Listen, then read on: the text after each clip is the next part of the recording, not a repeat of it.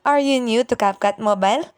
Before you start editing, it's important to understand where all the tools and how the interface works. In this tutorial, I'll give you a quick tour of the CapCut. Let's get started. Step number 1. Open CapCut Mobile and tap New Project. After selecting your photos or video, you will enter the main editing workspace.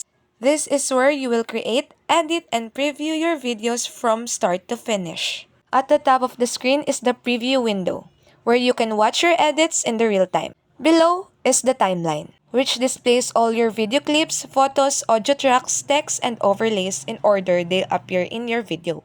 At the bottom of the screen, you will find the editing toolbar. Press the edit button and you can see split, volume, animation effects, delete, etc. Next is audio. This is where you can add background music, sound effect, or voiceover. Next on the line is text button. This is where you can add text, text template, also the text to audio. You can also see the stickers, draw, and etc. Now for effects button. Here you can see the video effects and you can try on to your video. If you want to delete it, just click it and press delete.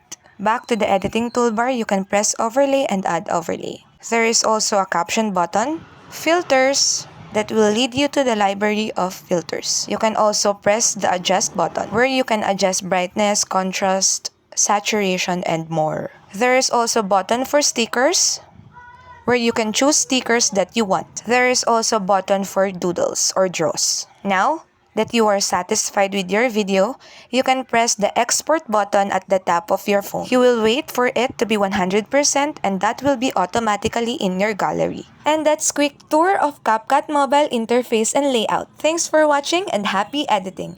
Don't forget to like, share, and subscribe. God bless.